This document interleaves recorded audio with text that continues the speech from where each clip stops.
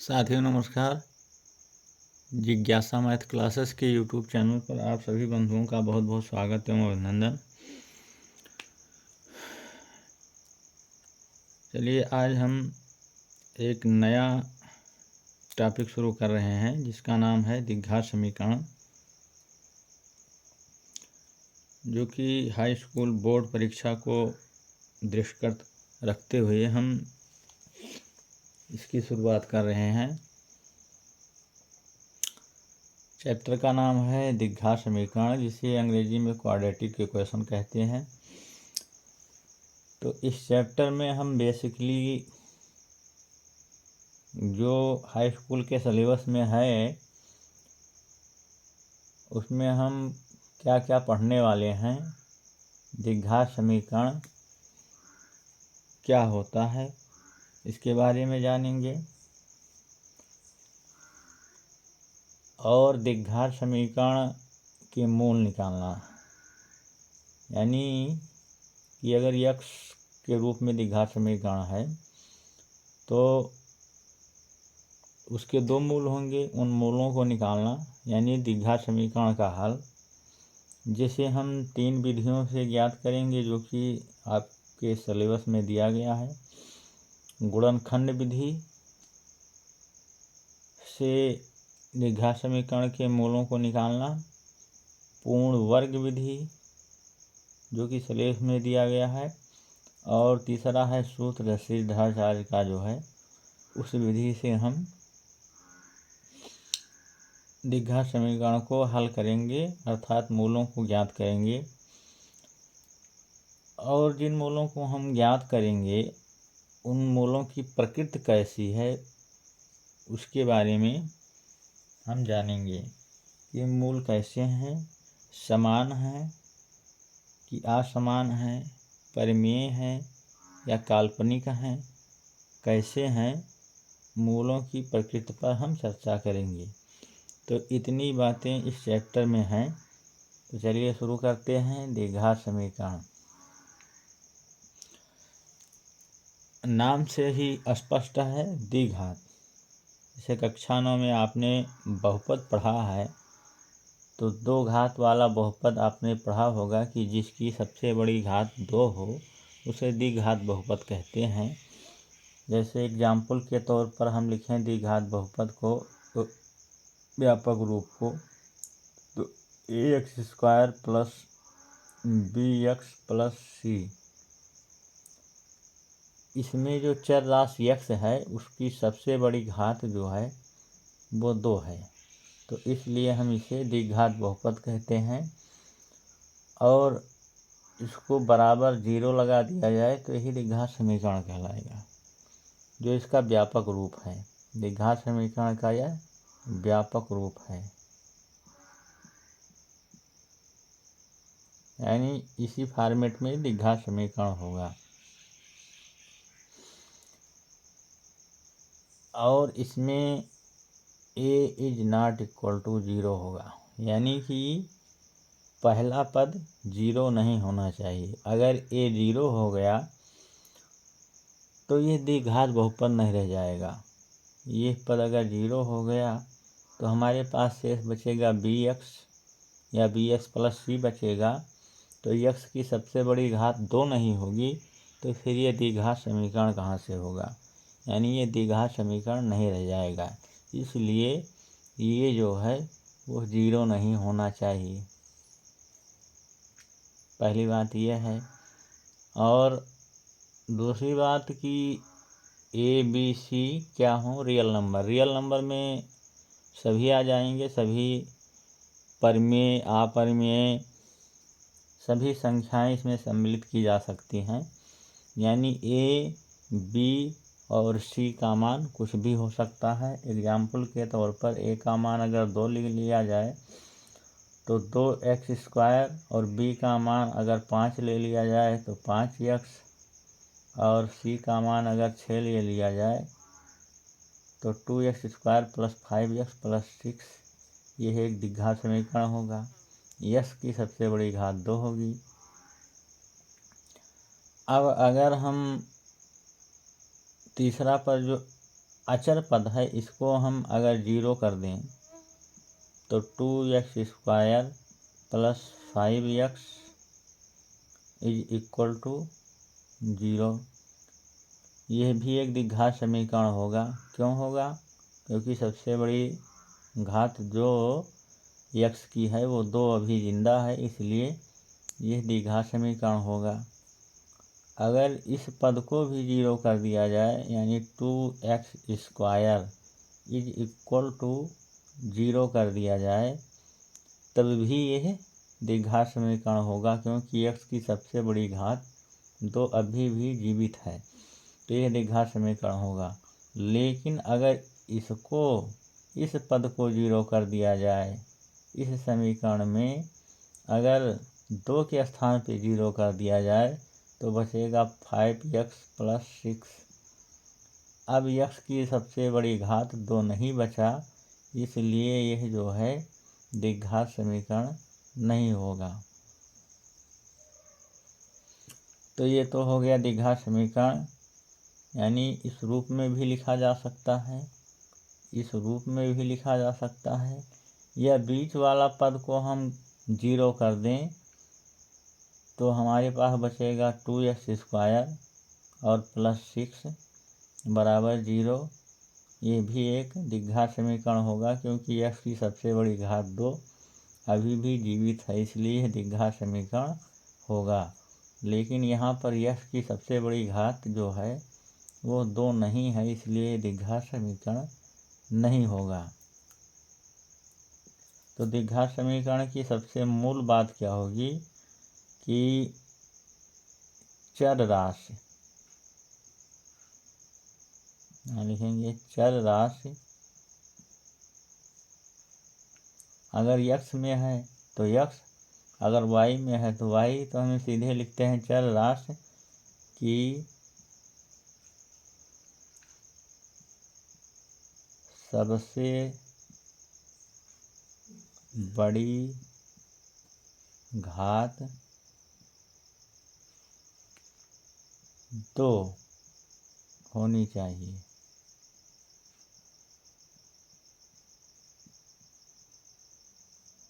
तो वह द्विघात समीकरण कहलाएगा। चर राशि की घात सबसे बड़ी कितनी होनी चाहिए? 2। 3 हो गया तो द्विघात समीकरण नहीं रह जाएगा, फिर वो त्रिघात समीकरण कहलाएगा, 3 घात का समीकरण कहलाएगा। और इसमें जो है इसका व्यापक रूप ये हो गया ax² plus bx plus c, जिसमें ये 0 नहीं होना चाहिए। तो ये तो हो गया द्विघात समीकरण की बात। अब जो है आपकी प्रश्नावली जो कक्षा 10 की है 4.1, इसमें दिया गया है कि जांच कीजिए कि क्या निम्न द्विघात समीकरण हैं। तो इसमें पहले क्वेश्चन का पहला पार्ट जो दिया गया है वो दिया है x+1 का whole square is equal to 2 into x minus 3। तो इसको देखते हैं कि ये द्विघात समीकरण के रूप का है या नहीं है। तो इसको हमको कुछ स्टेप जो है सॉल्व करना होगा। अब यहाँ पर हमें फार्मूला लगाना होगा a+b का होल स्क्वायर, a+b का होल स्क्वायर, जो कि आप लोग जानते होंगे, नहीं जानते हैं उनके लिए लिख देता हूँ। a² plus b² plus 2ab, ये फार्मूला लगेगा।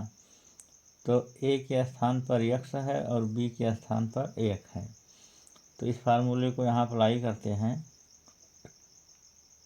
तो a का स्क्वायर यानी कि x का स्क्वायर हो जाएगा, प्लस b का स्क्वायर, तो b के स्थान पर 1 है तो प्लस 1 का square, plus 2 into a into B, तो a के स्थान पर x, 2 गुणे x और गुणे 1, और बराबर यहाँ 2 अंदर गुणा कर दें तो 2x हो गया, और 2 का यहाँ भी गुणा करेंगे तो माइनस 2 3 6, ये हो गया।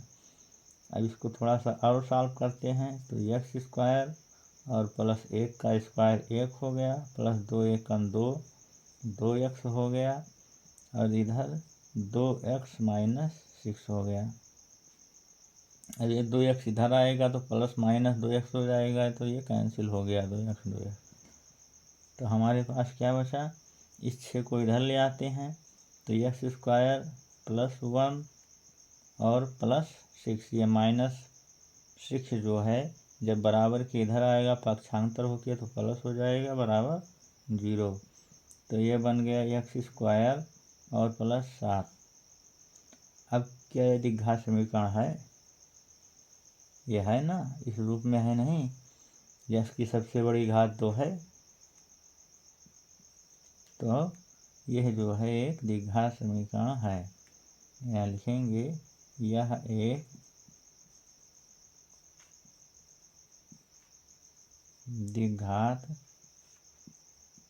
समीकरण है। चलिए आगे बढ़ते हैं। इसमें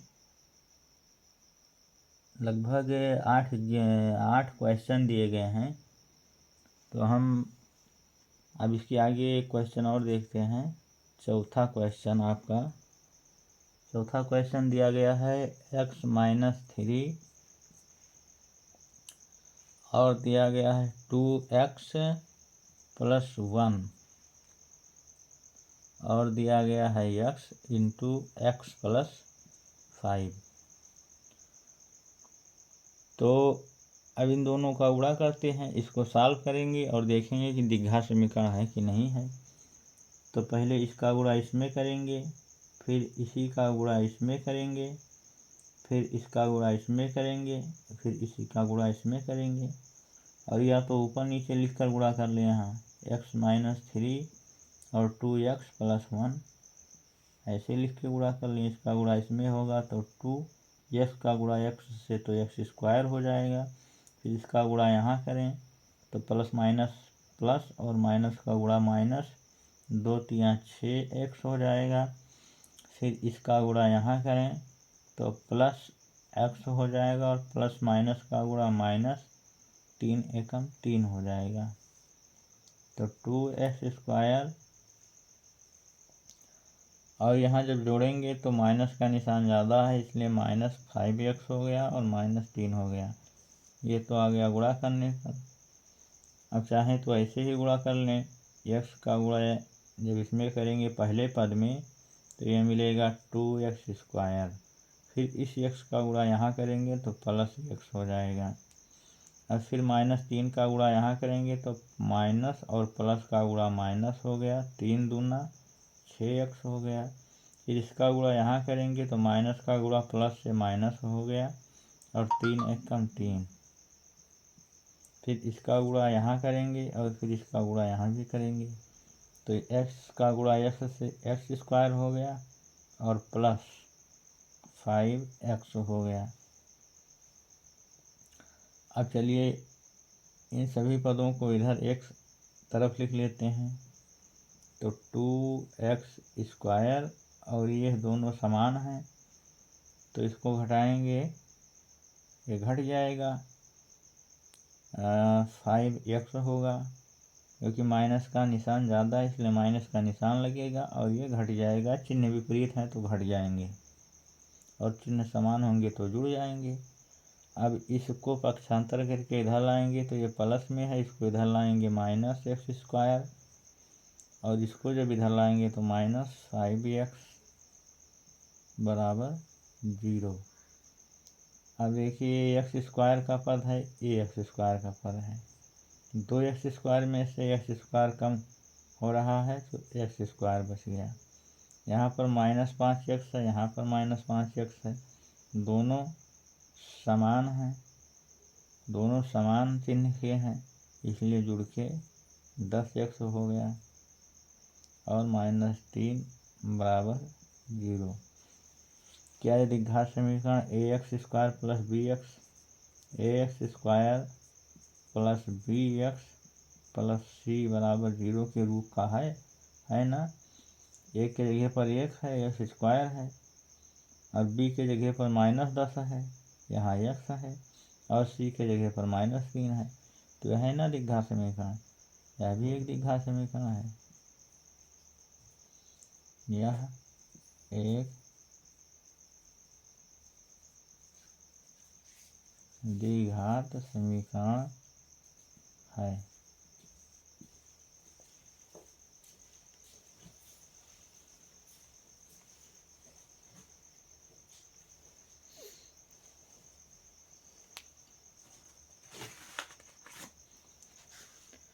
चलिए आगे बढ़ते हैं।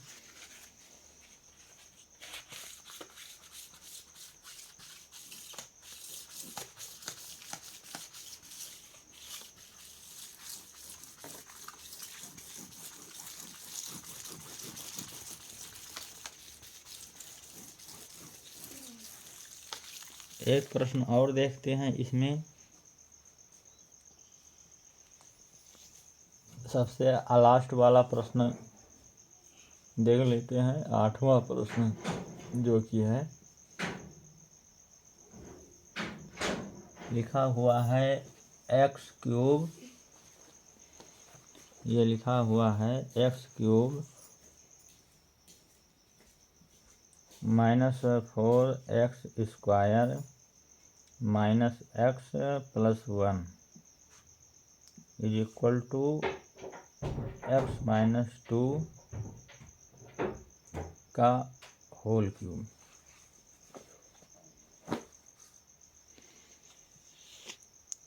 तो इसको सरल करते हैं। यहाँ a-b का होल क्यूब लगेगा, तो a-b का होल क्यूब का फार्मूला क्या होता है? a-b का होल क्यूब लिखते हैं a³ -b³ -3ab और a-b। यह है a³ -b³ का फार्मूला, या इसी को इस प्रकार लिख सकते हैं a³ -b³ -3a² और +3ab², ऐसा लिख लें। तो चलिए इसको थोड़ा सॉल्व करते हैं और देखते हैं। x³ -4x² -x+1 = x-2 का होल क्यूब। अब यहाँ a की जगह पर x है और b के जगह पर क्या दिया हुआ है? 2 दिया हुआ है। तो इसी फार्मूले से खोलते हैं, इसको ओपन करते हैं, तो क्या होगा? a³ a के जगह पर क्या है? x है, तो x³ हो गया, माइनस b के जगह पर क्या दिया हुआ है? 2, तो 2 का क्यूब, और -3 × a के जगह पर क्या दिया हुआ है? x, तो 3x², और b के जगह पर 2 दिया गया है, तो यहाँ 2 हो गया गुणा में 3 × x² × 2, और +3 a के जगह पर क्या है? x और b² यानी 2 का स्क्वायर। तो ये हो गया x³ -4x² -x+1 = x³, और यहाँ 2 का क्यूब हो गया 8, और यहाँ हो गया 3 दूना 6x², और प्लस 2 दूना 4 तिया 12x। इन सभी पदों को एक तरफ पक्षांतर करके लिखते हैं। x³ -4x² -x+1 माइनस, ये प्लस है तो पक्षांतर के इधर आएगा -x³, और ये इधर आएगा तो माइनस है तो प्लस हो जाएगा 8, ये माइनस है इधर आएगा तो +6x², ये इधर जाएगा तो -12x = 0। अब ये +x³ ये -x³ कैंसिल हो गया, यहाँ 4x² है, यहाँ 6x² है, चिन्ह विपरीत है, घट जाएगा, प्लस का निशान ज़्यादा है तो 2x² हो गया। यहाँ x है, यहाँ 12x है, -x है, -12x है, दोनों चिन्ह समान है तो -13x हो गया। यहाँ +1 है, यहाँ +8 है, मिलके +9 हो गया, = 0 हो गया। अब ये देखिए क्या ax² + bx + c के रूप में है, तो a के जगह पर 2x², b के जगह पर -13 और c के जगह पर -9 और c के जगह पर +9। तो ये द्विघात समीकरण के रूप का है, इसलिए यह भी एक द्विघात समीकरण है। यह एक द्विघात समीकरण है। अब चलिए आगे बढ़ते हैं। लिखा है निम्न स्थितियों को द्विघात समीकरणों के रूप में निरूपित कीजिए। अगला जो क्वेश्चन है, निम्न स्थितियों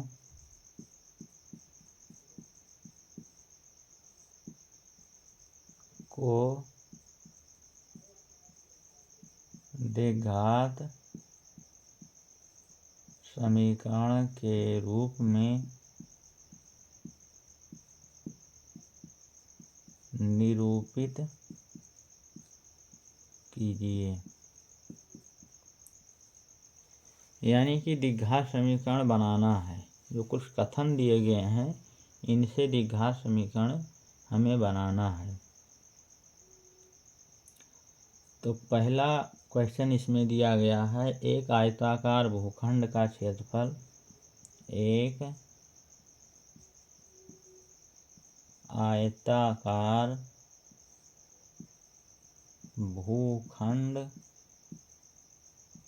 का क्षेत्रफल जो दिया गया है आपका 528 वर्ग मीटर दिया है। क्षेत्र की लंबाई मीटर में,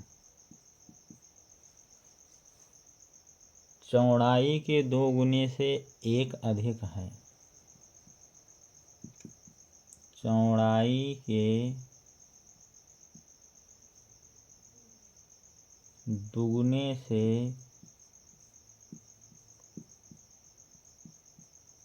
1 अधिक है।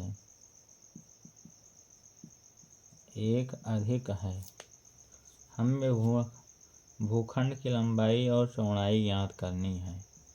हमें भूखंड की लंबाई और चौड़ाई ज्ञात करनी है।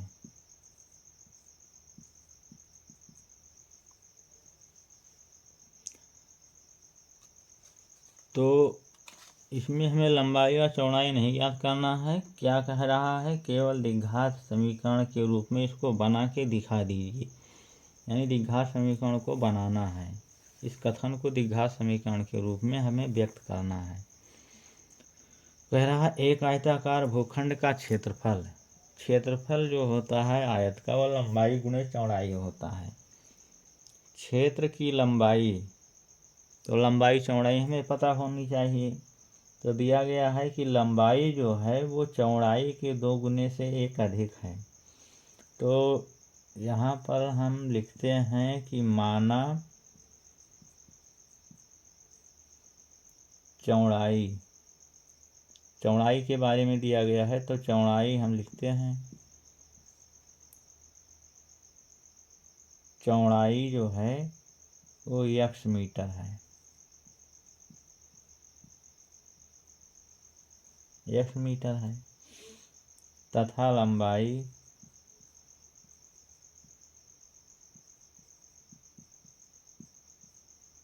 लंबाई क्या हो जाएगा, लंबाई को कह रहा है क्षेत्र की लंबाई जो है वो चौड़ाई के 2 गुने से 1 अधिक है। तो चौड़ाई हमने x माना है, तो x के 2 गुना से 1 अधिक है, तो 1 अधिक हो गया।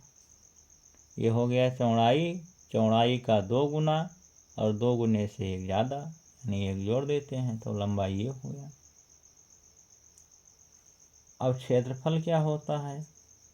क्षेत्रफल बराबर होता है लंबाई और गुणा चौड़ाई। जो आयत होता है उसका क्षेत्रफल लंबाई गुणे चौड़ाई होता है। तो लंबाई हमें मिला है 2x + 1 मिल गया है और चौड़ाई मिल गया है x, यही होता है क्षेत्रफल। और क्षेत्रफल हमारा दिया गया है, कितना दिया है? 528 वर्ग मीटर। तो 2x + 1 और इंटू x = 528 दिया गया है।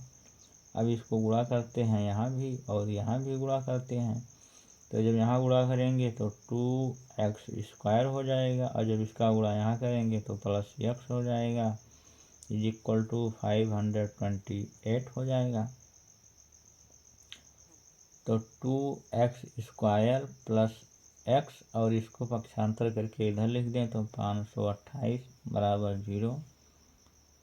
अब ये द्विघात समीकरण के रूप में बन नहीं गया, ax² + bx + c = 0 के रूप में हो गया। a के स्थान पर 2 हो गया, x² हो गया, b के जगह पर 1 हो गया और c के जगह पर कांस्टेंट -228 हो गया। तो ये द्विघात समीकरण के रूप में बन गया। यही हो गया हमारा आंसर।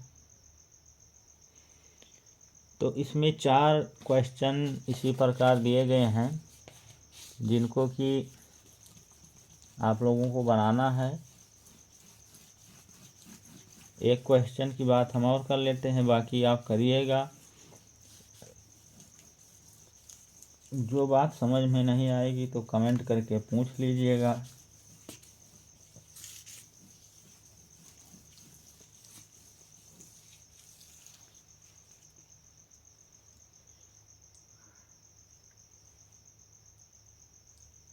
तीसरा क्वेश्चन इसमें दिया गया है, रोहन की माँ उससे 26 वर्ष बड़ी है। रोहन की माँ उससे 26 वर्ष बड़ी है। रोहन की माँ उससे 26 वर्ष बड़ी है। उनकी आयु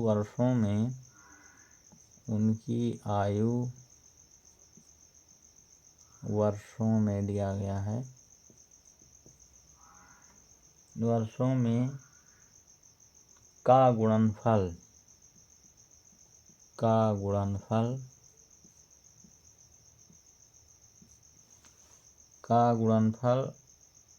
अब से 3 वर्ष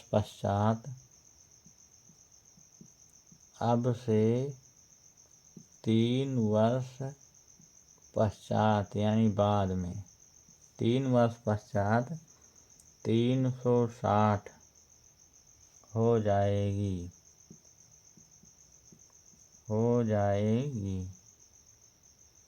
हमें रोहन की वर्तमान आयु ज्ञात करनी है। हमें रोहन की वर्तमान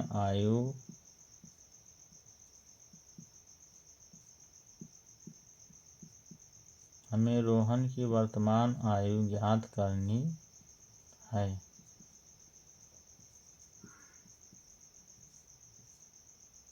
रोहन की वर्तमान आयु ज्ञात करना है, तो जो ज्ञात करना है उसी को हम x मानते हैं। तो माना रोहन की वर्तमान आयु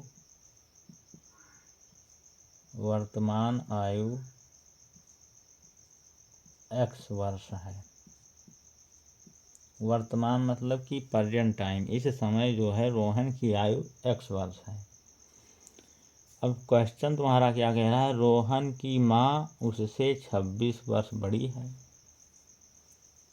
यानी ये तो रोहन की आयु हो गई और उसकी माँ रोहन से 26 वर्ष बड़ी है। तो रोहन की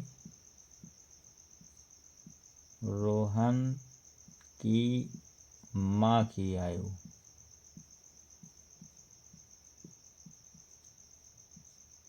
बराबर क्या हो जाएगा, जब इससे 26 वर्ष बड़ी है, जैसे मान लीजिए कि रोहन 10 वर्ष का है और उसकी माँ उससे 26 वर्ष बड़ी है, तो उसकी माँ 36 वर्ष की हो गई। जैसे यहाँ पर कि रोहन अगर x वर्ष का है तो उसकी माँ उससे 26 वर्ष बड़ी है, तो x प्लस 26 वर्ष की हो जाएगी, x प्लस 26 वर्ष हो गया। उनकी आयु का गुणनफल 360 है, लेकिन कब, 3 वर्ष के बाद। तो 3 वर्ष पश्चात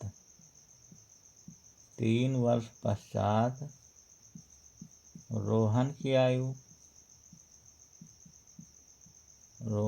आयु क्या हो जाएगा। जैसे मान लीजिए कि आप इस समय 10 साल के हैं और 3 साल के बाद आप कितने वर्ष के हो जाएंगे, 10 प्लस 3 वर्ष के हो जाएंगे, यानी 13 वर्ष के हो जाएंगे। तो 3 वर्ष पश्चात रोहन की आयु, इस समय रोहन x वर्ष का है, तो 3 वर्ष के बाद में यह 3x प्लस 3 वर्ष का हो जाएगा। और 3 वर्ष के बाद, 3 वर्ष पश्चात रोहन के माँ की आयु क्या हो जाएगा। जैसे इस समय उसकी माँ की आयु 26 वर्ष है, तो 3 साल बाद मानी 3 इसमें और जुड़ जाएगा।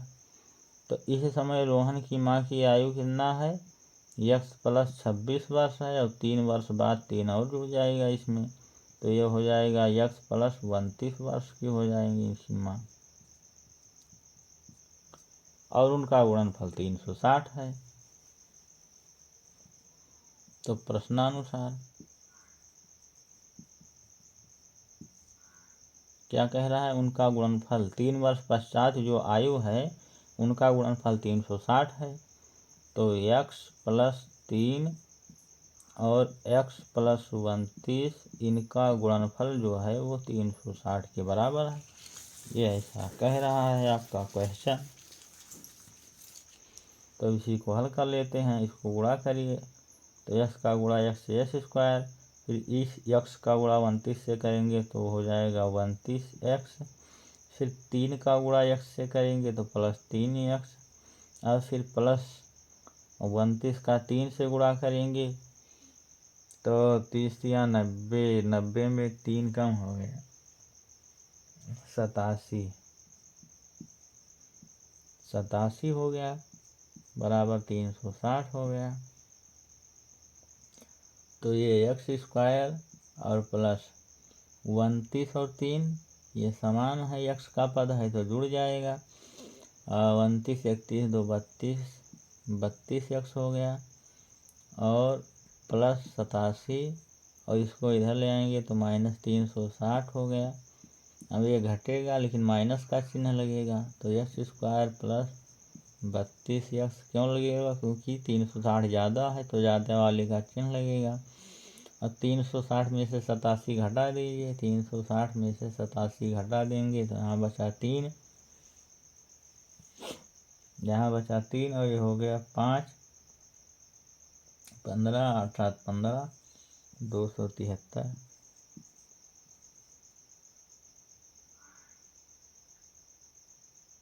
बराबर 0। तो अब यह बन गया द्विघात समीकरण के रूप में, x square plus b x plus c बराबर 0 के रूप में बन गया। ए के स्थान पर 1 हो गया, एक्स स्क्वायर हो गया, बी के स्थान पर प्लस 32 हो गया, और सी के स्थान पर माइनस 273, ये द्विघात समीकरण बन गया। यही कह रहा था कि द्विघात समीकरण के रूप में व्यक्त कीजिए, तो बन गया। तो इसी प्रकार जो है इसको हल करना है।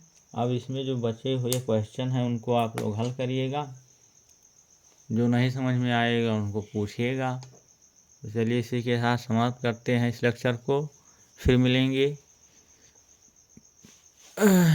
बहुत बहुत धन्यवाद, नमस्कार।